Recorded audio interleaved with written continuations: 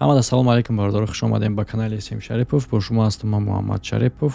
Имрӯз хушим надодест ё қадар видеои серьёзни душвор кунем. ҳамроҳи шумо абзор мекунем. Абзори шоу Таланта. Но як чиз дар инҷа адно нодора. Раз ки шоу Таланта ма абзор мекунам ва ма дар бораш гап мезанам, это не просто шоу Таланта. Что-то ҳаст ки ма вай абзор мекунам. Рафтем.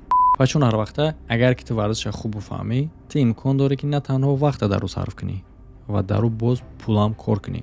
ин корро ту метавонӣ ба ссилкаи дар комментария закреп пешида бикунӣ ва фаромӯш накун дар вақти пони регистратсия карданат промокоди канала истифода бар, то ки ба ёрдами бонус ба даст биёрӣ. Ссилка барои дар сайт регистратсия кардан ва промокод барои бонус ба даст овардан дар якум комментария мехча дузак кардагие.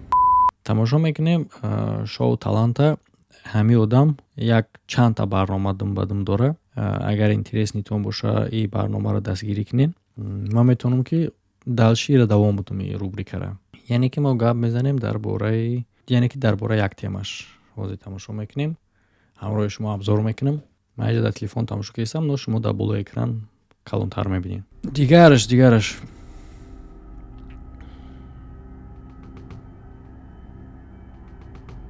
салом.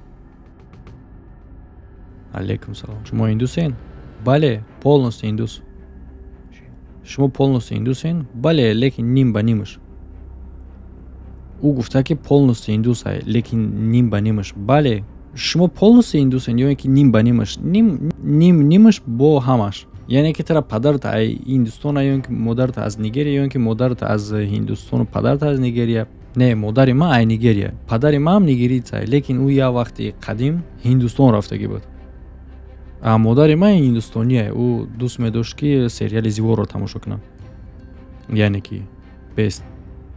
шумо гуфтем ки нимаш. яъне ки ӯ ҳардаш нигерицану просто кинои ҳиндискиро тамошо мекардам. барои он хотире ки ӯ дидан, ман ама бошум ӯро дидам. яъне ки падарат ҳиндус нест.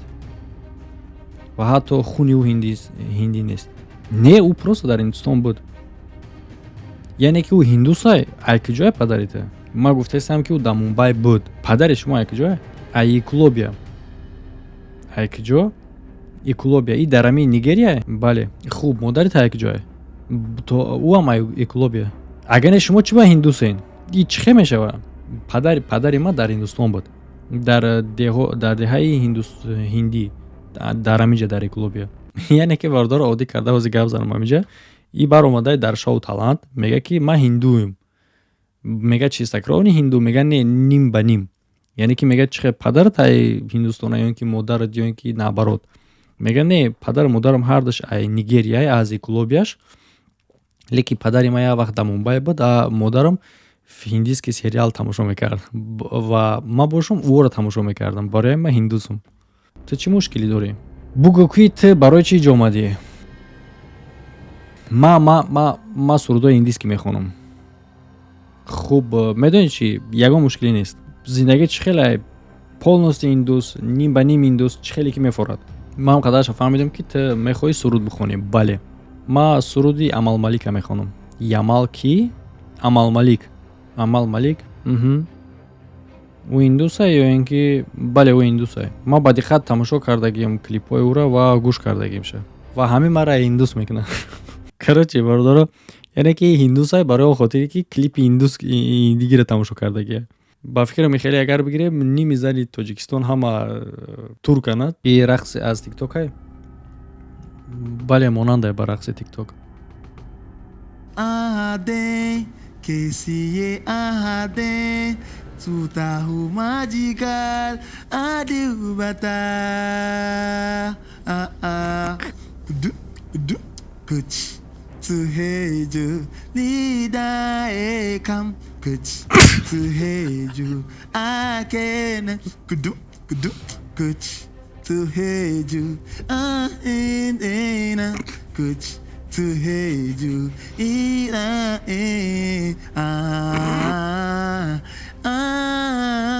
التماس метони бести. оз дигаша мехонам, оз бести ниша мехонам. иша ба ҳоб де.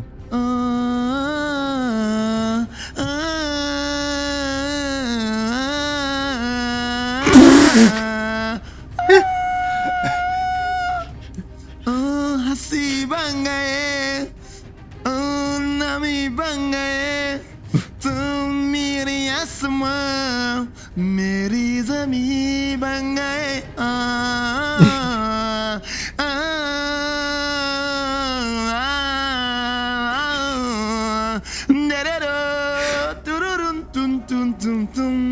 илтимос пестин агар ки шумои суруда дар киноҳои индийский тамошо мекардем мегрисем. Ман якум вақте тамошо кардам гристем.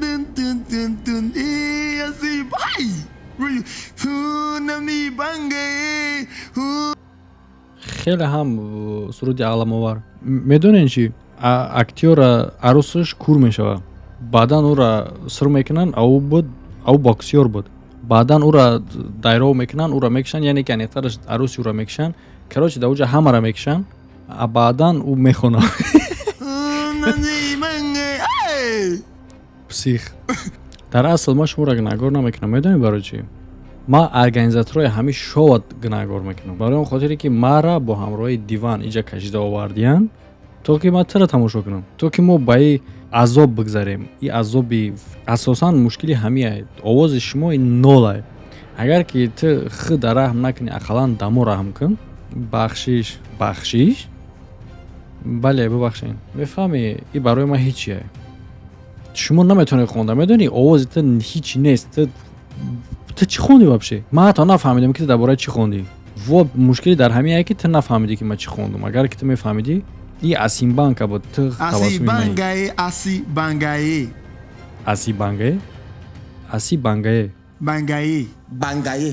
Бангаи яъне ки хандай? Тамоми ҳиндуо бародарои ман. Агар бовар накунед, ҳатто маро бубкашед. Ман бӯи чеснок мекунам. Не. И чӣ маъно дорад ки то что ки ту мегӯӣ ту бӯи чеснок мекунӣ? Ту аввал гуфтӣ ки ту нимат ҳиндусай, а баъдан гуфтаси ки волидайни ту нигерийсай. Ту чӣ кашидагӣ? Ту чӣ мушкиле дорӣ? Ту чанд солаи? Ту бародару хоҳар дорӣ? 28? Бедор ша. Ту одами калонӣ. Рафиқои ту зану гудак доранд. А ту бошӣ дар ин ҷо худта шарманда кардаистӣ. Монем ки ман салавата бихонам. Не, мон шансубтеки бихонам. Ман уқа хуб намедонам. Ман киноро то охир тамошо кардагӣ нестам. Монен ман бихонам, гӯш кунӣ, ба фикрам ки уқа идеяи хуб нест. Ба ман иҷозат бидем ки ман панкатетелиро бихонам. बातों को तेरी मनी माना रखे हो के जुदा हो सके ту барои чӣ механдӣ? जिंदे हदी हुकू गरी илтимос гӯш кун. Илтимос ман туро анде пул метавонам, ту бас ки хондан ту. Аз барои худо бас кун. Мо наметавонем туро баҳо бидем барои хотире ки овози ту нолае. Бигузор ки мара худо баҳо бида. Баъданаш ки мо намефаҳмем ки ту дар бораи чӣ хондисӣ. Ман фикр мекунам ки ту хубтараш ягон индуса биё ё ин ки чӣ хеле хеле гуфтӣ бигузор худо ба ту баҳо бида. Барои хотире ки чизе ки аз мо вобастагӣ дорад, не, ман метавонам ира баҳо бидам. Ба ҳамин хотир просто интизор шав. Мо просто так тра наметавонем не бигем. Ман интизор шавам, бале интизор шав, дар ҳамҷа нишаста интизор шав. Худованд тра баҳо мета. Мумкин ки калат кор кунам. Илтимос рав. 28 сол. Илтимос рав. Просто вақте ки ту таваллуд шудӣ, падару модарат фаромӯш карданд ки дуои ҷимбуроиро бихонанд. Не, хел набуд. Мушкили чие? Мушкили дар сари чие гани? Дар ҳамин натиҷа ту ба иҷа афтидӣ. Хайр, и зубной пастае. Чӣ? Ӯ гуфт ки зубной пастае. Беақлае. Дигарш, яъне ки дар пешониш ӯ хате ки буд зубной паста буда. Яъне ки бародаро и ҳама хеле одамай шоу талант мерава. Шоу талантгиёра мақсад ҳар гуна талантҳои худша нишон метаҳад. Не дар иҷа хондеста, бо дараҷа дига ячи дига кардеста, бо дараҷа дига чанд тамхе барнома дорад ки ҳар гуна шоуҳои талантҳо мерава. Мақсад барномааш интересне. Агар шумода ҷолиб боша, маъқул боша, нависед. Ман дигарошам бо мекунам дар ин бора. Дар бораи ҳамин одам абзороша. Чӣ хеле ҳамаро девона мекунам.